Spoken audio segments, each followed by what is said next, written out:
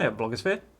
This is my 1967 MGB GT. It hasn't been on the road since 2008 for various reasons, and although it's been stored inside all that time, the oxygen has found its inevitable way in, and currently it had failed an MOT due to rust.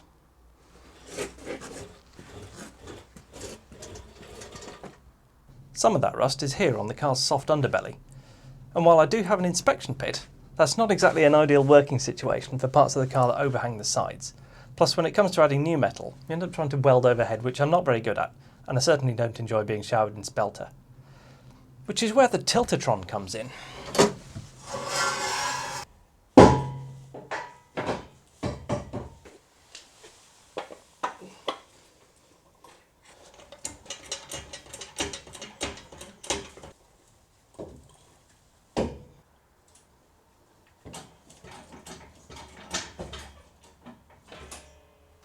The Tilt-O-Tron is my solution to needing better access to the underneath of the car. These frames pick up on the middle of the sills and are registered in place using the jacking points and the bolts for the gearbox cross member. They're then supported by these wheelie triangles, so you can take the wheels off the car and still move it around. But that doesn't fix the overhead working issue. That's where these extension pieces come in. These fit to the triangles on one side of the car and then allow you to use this movable jack piece to jack that side of the car into the air, up to a maximum of around 45 degrees, which I figure should be enough to keep the sparks out of my shoes. But before I jack it up, I'm going to remove as much weight as is practical, which basically means removing the suspension. I'm going to leave the doors and the hatch in place because they provide a good sanity check in case I introduce some distortion while I'm chopping the rot out. I guess I could remove the seats. Hang on.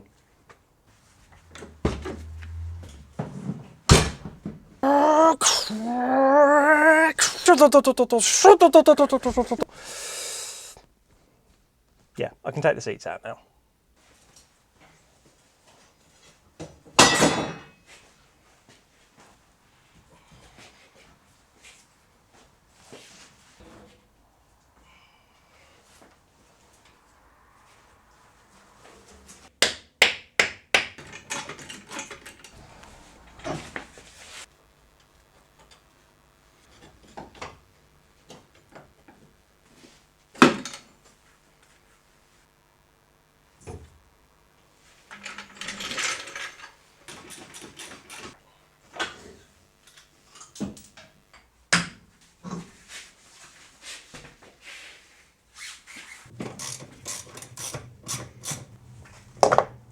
I want to remove the front cross member, which, to the best of my knowledge, has never been done since the car was made. Or at least certainly not in the last 30 years. So this might require angle grinders. Let's find out.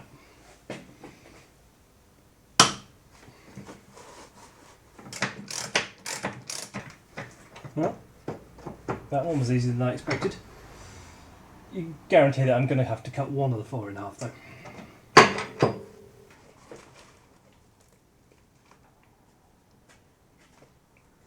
Yeah, there we go.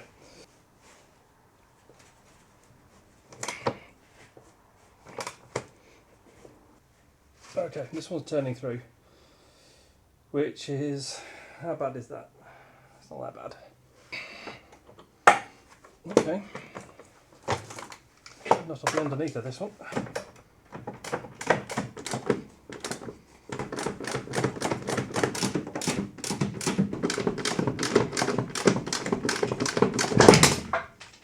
Okay, that serves me right. Right, so this is sat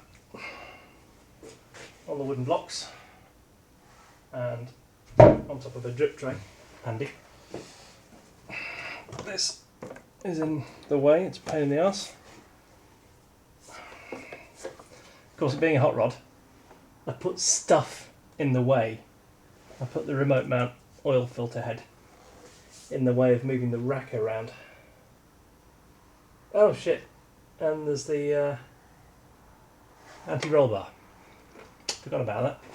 Hopefully the steering rack should now have enough room to come out the way now that I've moved the oil filter and the anti-roll bar. Let's see what happens. I'll be minding my fingers. What's gonna... I send it.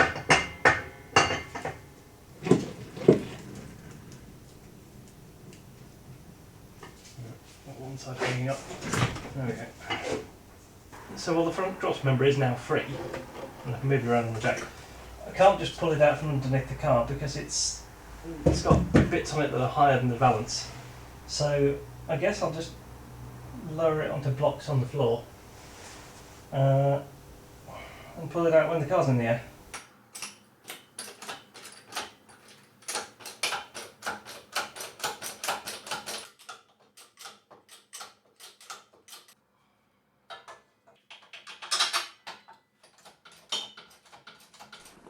This side of the car is now far enough off the ground that I can pull the front cross member out.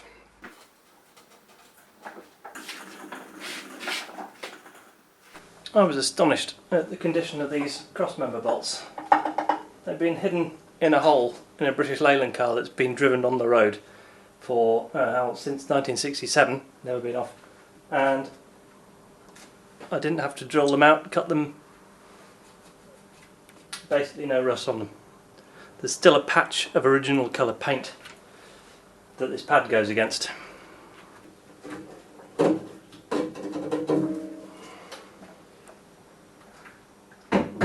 Obviously, this is a totally OE bonnet prop.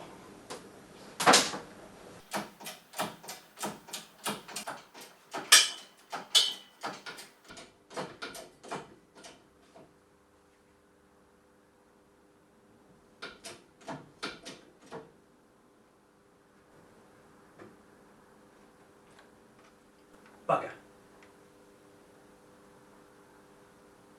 What dickhead attached the handbrake cable?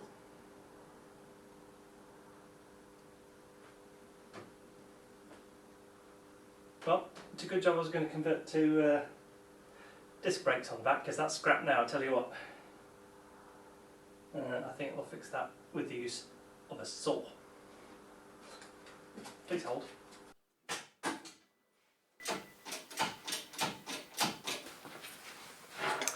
The Tilt-O-Tron's got this safety feature, which is a bar that couples the two triangle pieces and makes sure that the one that's tall can't tip over and spit itself out from underneath the car. The idea is that as you jack the car up, this slides along the bar. It's tethered on the other side, and then this can only be at 90 degrees to the bar.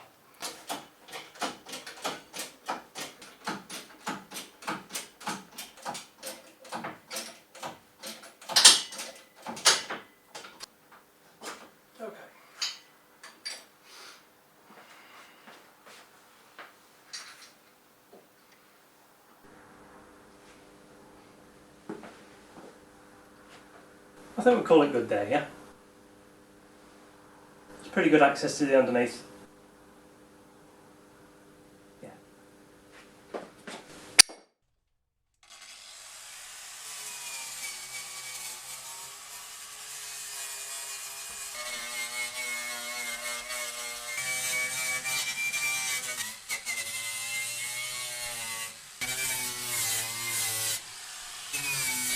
So after a bit of time spent with the wire wheel, we can see that the backs of the chassis legs are pretty mangy, and the whole of the boot floor is a colander.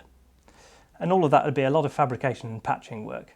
But thankfully, I don't have to do any patching, because all of these are available as repair panels, because it's an MGB.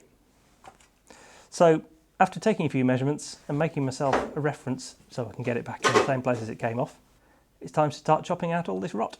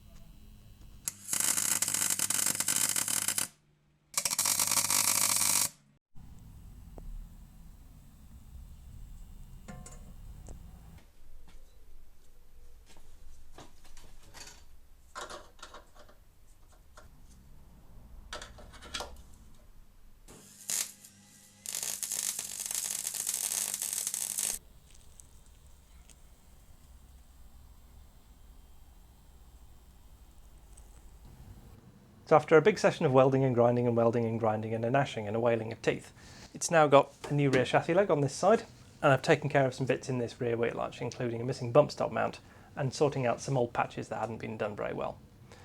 Now before I chop the boot floor out and replace that, I want to do the chassis lug on the other side, but that involves tipping the car over the other way. So before I do that, I'm going to take advantage of its current orientation and sort out some stuff on the front right corner.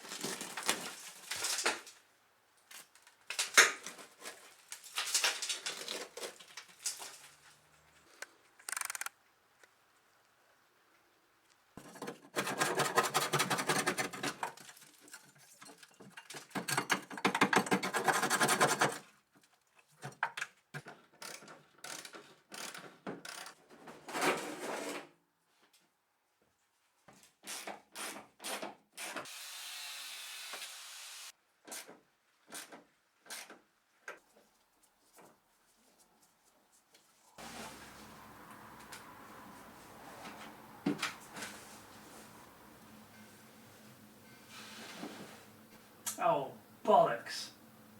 So it turns out that the last bolt that holds the wing on attaches from inside the car, which I can't get to from this side because I can't open the door because it's on the Tilt-O-Tron. I really don't want to have to jack it all the way down and back up again just to take one bolt out. I reckon I can get at it by opening the downhill door. Let's see how that goes.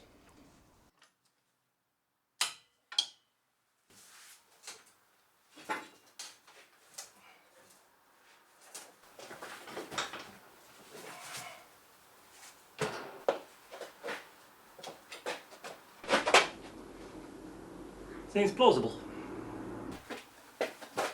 There we go then.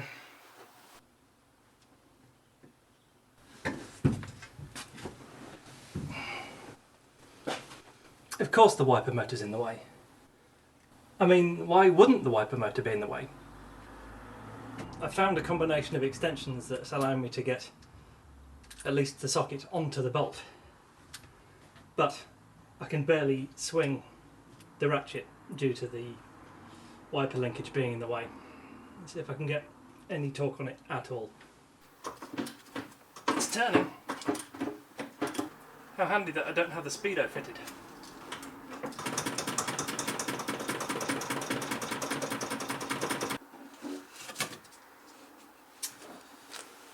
That's one of them.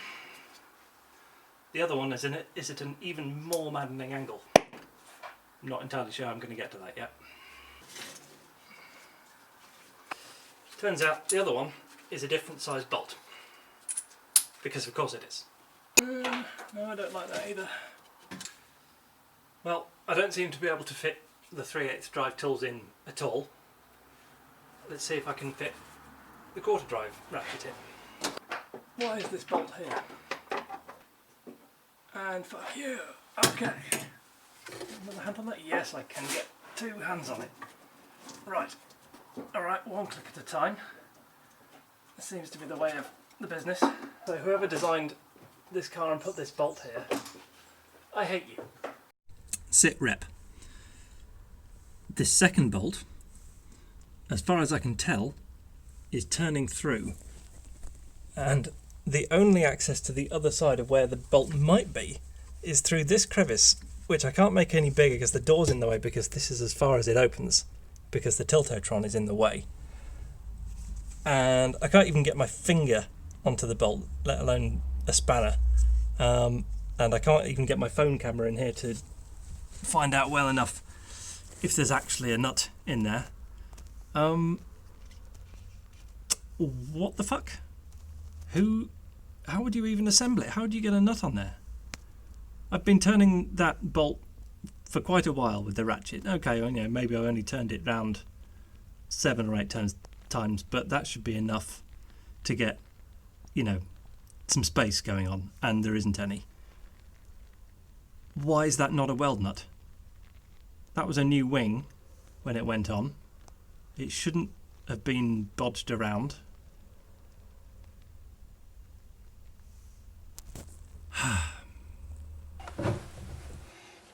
After a really large amount of cursing, I've managed to get an open-ended spanner onto the other end of this bolt, which is supposed to be a weld nut.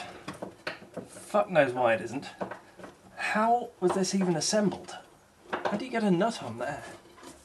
You can't even see it. This inset picture now is the best picture I was able to take of the nut. You can't get your hand in it. How was this ever put together? Oh, you bastard. It's going a bit tight now as well. Oh, fuck. This isn't good.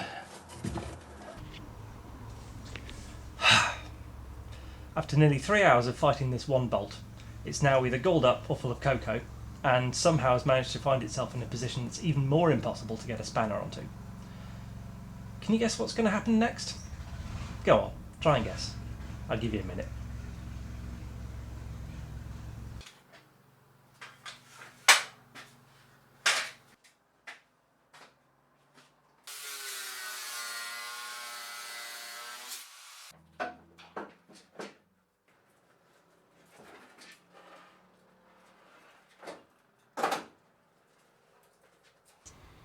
That's right, I use my favourite tool to cut through the bolt from the outside of the car. Of course, that does mean I've got this slot in the wing that I'll have to repair later, but I was planning on doing some work in that area anyway, so no great shakes. Anyway, with the wing out of the way, I can clean up and repair this bit. So it turns out the idea of squirting wax oil down between the wing and the sill doesn't really work, because the wax oil is stopped there and has not run down and protected this area here. So if you have one of these and you wish to wax oil it, heat this whole assembly up and thin your wax oil down so that it actually has a chance of getting down here, because otherwise this is the kind of nonsense you can expect.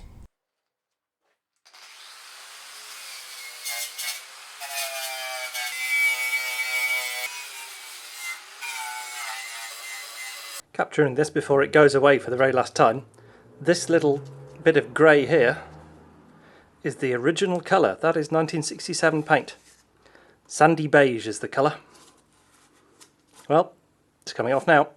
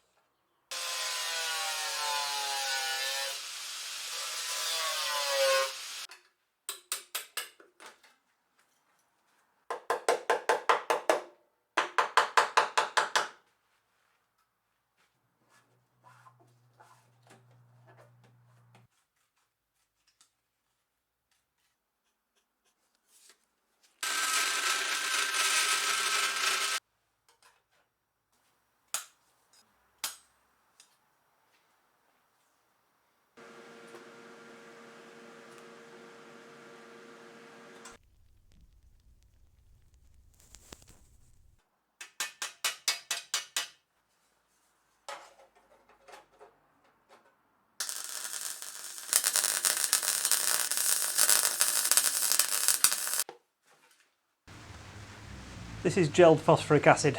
If you want to know how to make this, click this video up here. Main point is, now that I've buffed all this back to bare metal, I need to neutralise and get rid of all the rust that's sitting on the surface, and this is a convenient way to do it.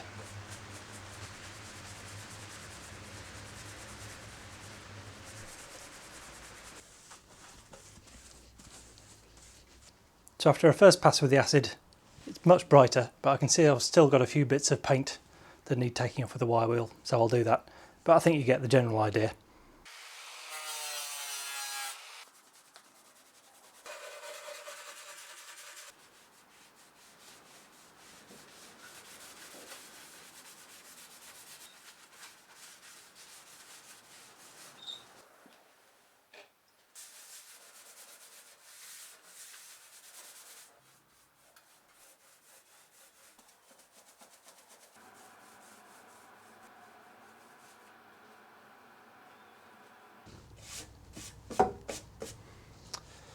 With that all sorted, it's now time to tilt the car the other way and do all the same stuff on the other side. But it's always galling to do the same jobs twice, which is why I'm going to take the easy way out, take all of the work I've done for this side and flip it in post.